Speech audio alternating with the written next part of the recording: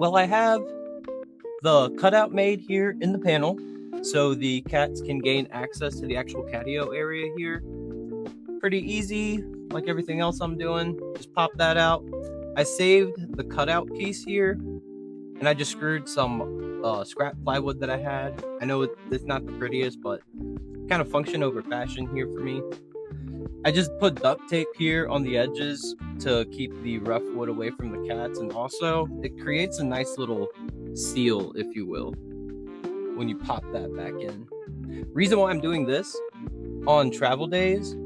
Now, I'm not going to be keeping the cats in here. Please don't misunderstand that. We have crates in the truck for them, but they don't have access to litter when we do that. So what I want to be able to do is on travel days when we stop at rest stops and stuff, I want to be able to give them access to the litter box that's going to be in the back corner there, but I don't want them going into the entire RV, especially when the slides are in.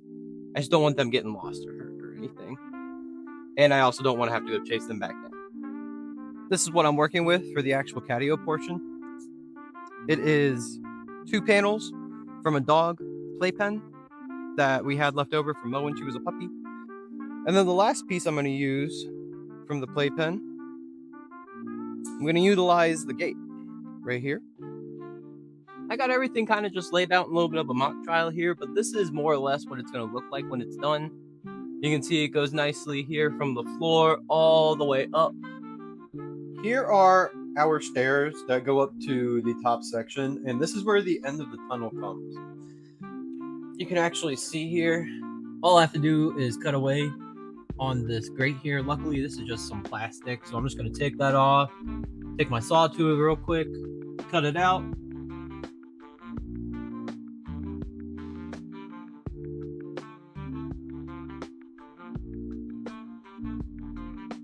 This is what it looks like now. See a hole that goes, you can actually see, goes all the way down to the cargo area. Show you the system. The ramp portion is officially done now. Really simple. Just held in with bungees so I can take it out. Keeps it nice and sturdy though. And then I just have them attached to these little loops here so I can take the bungees in and out easily. But that's the ramp. Here's the catio build, pretty much complete. Last thing to do is just put the litter box and the food in it. But I have the gate here for quick access for feeding. If I need to remove the whole panel to like change out the litter, this side I just have a loop here, and then a bungee cord weave through it so it holds that side in. The whole thing's pretty sturdy. It wedges up nicely against the subframe. And then the back, I just have loops again with zip ties holding it all in place. And then this corner is also held together by zip ties. Reason being, if I never need to cut any, that's super easy to fix. There you go, guys. That's the catio. While I was down in Texas, I explored the Natural Bridge Caverns in San Antonio. The caverns were first discovered in 1960 and are still being explored to this day, making them the largest in the state of Texas. Fun fact, there is a preserved bat roost 90 feet down that has been estimated to be over 5,000 years old. Oh my god! Wow! Now, another thing I'm going to do before we hit the road is I'm going to sanitize our fresh water tank. This RV has a 98-gallon water tank. I'm just using some straight up bleach. I'm going to pour it in there, going to let it sit overnight, and then tomorrow I'm going to dump it out. I'm just going to show you guys what it looks like. To begin with, I'm going to do 2 cups of bleach into the fresh water tank. To do that, I'm just going to pour the bleach right into the fill hose. And then when I go ahead and turn the water on to fill the tank, that'll mix it. Alright, so 2 cups of bleach. As always, when we're working with bleach, we want to make sure we're using our PPE.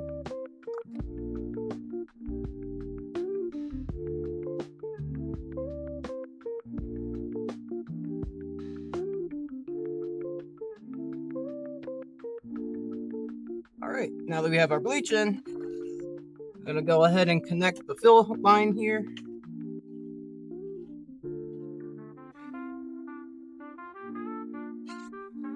I'm going to double check that My Nautilus water management is going to be set to power fill tank. So that, and that are all in the right places. Let's go check out the rest. Kind of show you guys my little bit of setup here, connected to the RV. And then here, I've got my water pressure gauge, filter, and then this is an electric flow gauge. As you can see here with the electric flow gauge, it's really easy to keep track of how many gallons are going in there, so I'm not going to overfill it. I'm also going to keep an eye in here on what the RV says the freshwater tank level is at. Just going to kind of compare that to what the water gauge outside says, see how accurate it is. Now that the tank is full, what I'm going to do is just go ahead and turn on all of the faucets. I'm going to let the water run until I start smelling bleach.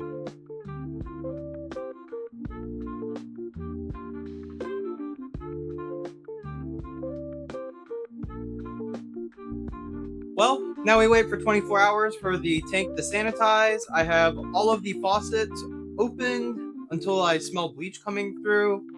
Tomorrow, I'm going to dump the fresh water tank, run some fresh water through it, open up all the faucets again until I don't smell anything in there, and then see how it smells.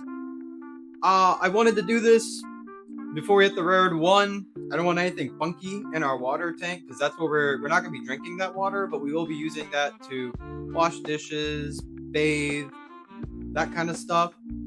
The RV we purchased from a dealership, so they had winterized it before we picked it up.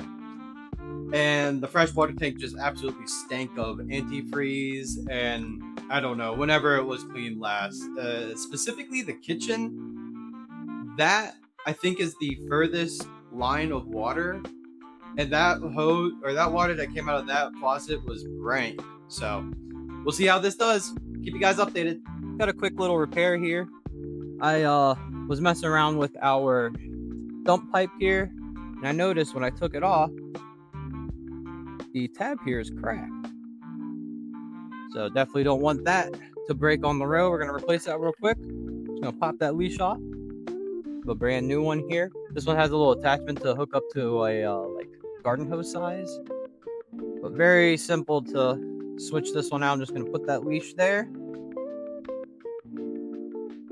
Pop the new one on. Oh, and that one actually locks really nicely on there. There we go. No doo-doo water dripping. Right next to the Natural Bridge Caverns is a wildlife ranch, a conservation destination where you can take self-guided tours and encounter over 40 different species of animals, mostly from Africa. This is Texas in July, so while it was sweltering and many of the animals stayed under the shade, plenty were curious enough and came right up to our car. My personal favorite was the eland, who had no problem eating from my hand and is definitely an animal I have heard of before coming to this ranch. Sure, Jan. It's a new day out here today. I'm focusing on the dually. So I just want to do a couple things, some preventative maintenance to make sure that we're not going to have any issues coming down the road. Big one is going to be I'm going to be swapping out the transmission fluid, both filters. We have a 2017 Ram 3500, and this kit I bought comes with a canister filter for inside the transmission, a new rubber gasket, and then the other transmission filter you need, and this also has a new seal for inside. I am also going to be doing the air filter. Gonna just show you guys what I'm doing. I'm not gonna get too crazy into explanations here. There's plenty of other dudes out there that show you more in depth how to do this. I'm no mechanic by any means. I've been a forklift technician for about 4 years now, so I understand the importance of proper preventative maintenance, and that's what we're doing here today. Sorry for the bad camera angle here, guys, but it's not really important to show you what I'm doing. I just wanted to show you guys that this can be done if you're just a little mechanically inclined. You just have a little patience, do your research. I mean, everything you see me doing, I learned off of YouTube videos. Well, that was a little messier than I expected. Once the transmission pan was off, I just made sure everything was clean. There's a little magnet in there. I checked to make sure there's no metal chunks on there, cleaned that off too. And I just scraped off the gasket making material so there's a good seal once I put the rubber gasket on. You can see here I have the gasket on, got all the bolts cleaned up, the pan cleaned up nicely. Now I'm gonna go ahead and install it back in the truck. I'm just working in reverse now to get everything reinstalled. I'm going to start all the bolts by hand to make sure I don't cross thread anything. Then I'll tighten them down with my wrench. Last thing I'll do is hit them with a torque wrench to the proper spec.